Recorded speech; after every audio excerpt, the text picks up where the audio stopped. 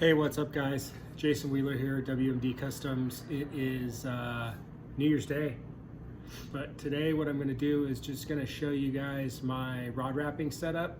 So I'm going to show you how I diagnose and change out a bad foot pedal on my wrapper today. It's pretty simple, but I didn't see too many videos up on YouTube for how to do that. So let me get into it. Nothing overly extreme or super special over here, but I do have an ALPS Rod Smith type rod wrapper here.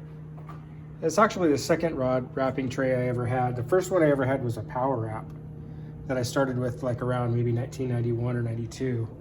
And after like 10 years, I kind of got out of rod building for a minute and I sold that like eons ago. So I've had this one since maybe 2008 and it works pretty well.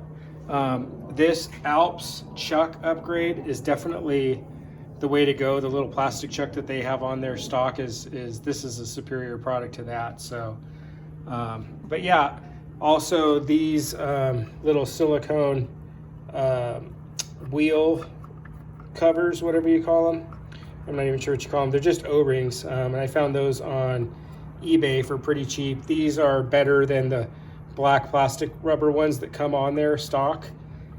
These ones don't tend to slough off onto your blank as much. So I think I bought a pack with about 30 of those, and I just recently, after having them on for several years, I just recently replaced them. So those are nice to have. They're pretty cheap. There's another guy that makes them, and he wanted like, I don't know, 30 or 40 bucks for like a set of 9, which I thought was really expensive, so I didn't buy them. Diagnosing, I've actually had probably 2 or 3 foot pedals go bad over the years. I turn a lot of hypalon grips. Like for example, this is just an old rod that I built a long time ago. It's a Rain Shadow knife jig rod. But I've got some other ones up here that I turned. This rod right here is actually an ISWB 947 that I got the blank as a gift from Bill Batson when I took him and one of his employees, Adam, fishing out to Lake Mead after the ICAST show in Vegas one time. And he's like, hey, do you want a blank? And I was like, yeah, I'd love one. So he's like, yeah, take whatever one you want. So I took this 947. I don't really fish that rod that much anymore, but yeah, I've shaped a lot of foam grips, and shaping the foam grips kind of causes almost like a shorting out effect, where there's actually inside the foot pedal, there's these little metal discs, and they're like carbon fiber or something, and those basically kind of arc inside there, and over time the stack of those things kind of like starts to get smaller and smaller and smaller. So what happens is, what you'll notice, and it took me a while because I was like, what's going on with my foot? What's going on with my wrapper? And I reached out to Kerry Batson, and he's like, oh, maybe it's your rheostat.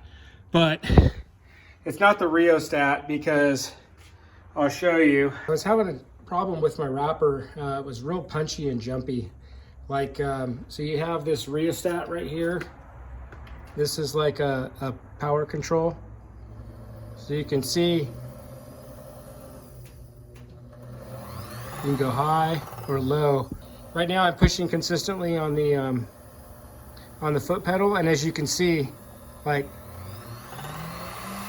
the rheostat's working fine. There's nothing wrong with the rheostat. So if you watch right here, watch how far this foot pedal travels before you start to see the chuck move.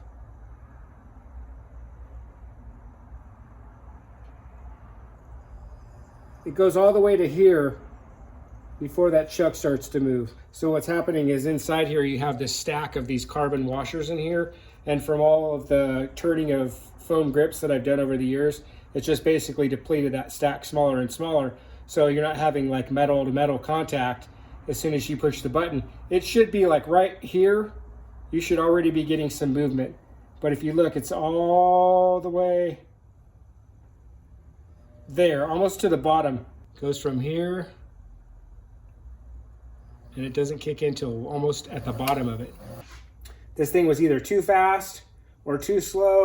Here I have the new pedal that I purchased, and I bought this from Batson. I want to say it was about 35 bucks. This is the 3rd time that I'm replacing it.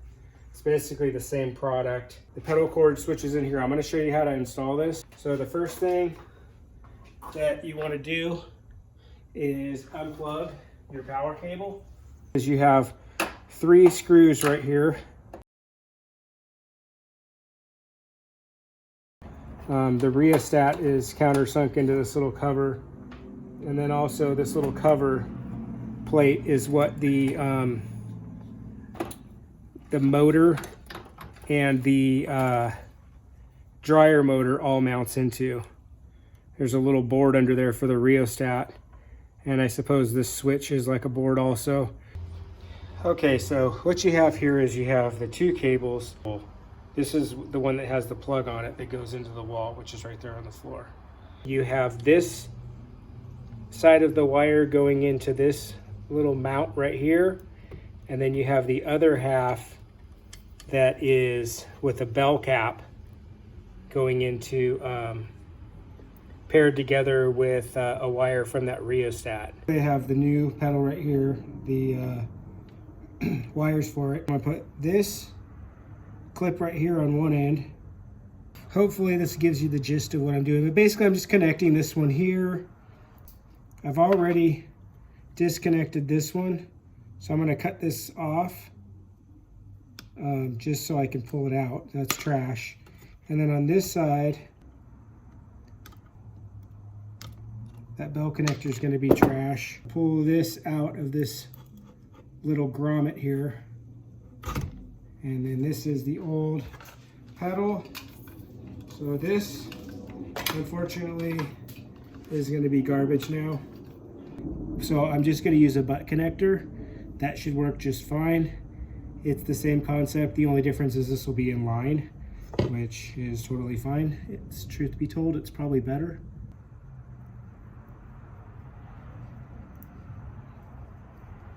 Okay, so that's good.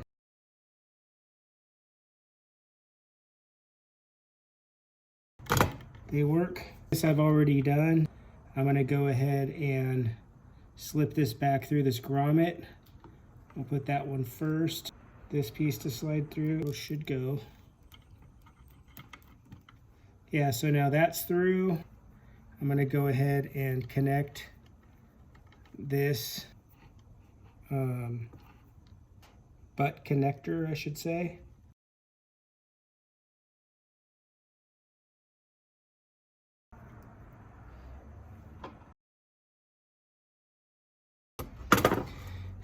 So that should be good. And now I'm just gonna plug this back in.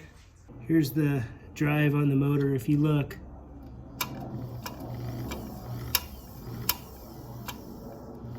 see that it's working. What I'm gonna do now is unplug it again. This little grommet goes, there's a slit right here in the side of the thing, which you probably can't really see, but I'm gonna try to put that kind of right back into that same spot. It's pretty easy, guys.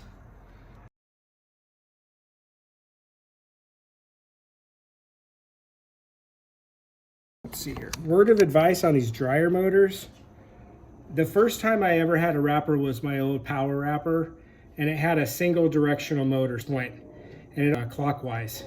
They had a different type of dryer motor on there that was multi-directional. You just push it and it goes this way, and you just pull it and it goes this way. I had a couple of dryer motors that crapped out on me, where basically they would just stick like this. So my last 2 dryer motors that I changed did that problem. They're just made in China. Multi-directional, or they just had clockwise or counterclockwise. And I thought about it, and I was like, you know what? On my old power wrap, I never had a problem with my single directional dryer motor, so I thought I'm gonna go back to that. I would recommend getting just a regular clockwise directional dryer motor. Okay guys, so it's plugged back in, and now you'll see that we have a new foot pedal installed. And you know, it'd be nice if like immediately right here that thing was kicking in, but before it was like all the way down here before it even kicked in. So this is going to have a lot better control now. If you're noticing that your motor's real wonky, and you know you're having to push really hard on it and it's going really slow, or then you're having to crank up your rheostat and then it's like this where it's getting away from you, it's too much, and you're having problems with your thread work, you probably have a bad pedal. So hopefully this helps you to figure out how to change your foot pedal. Thanks for watching, guys. Please like, share, and subscribe.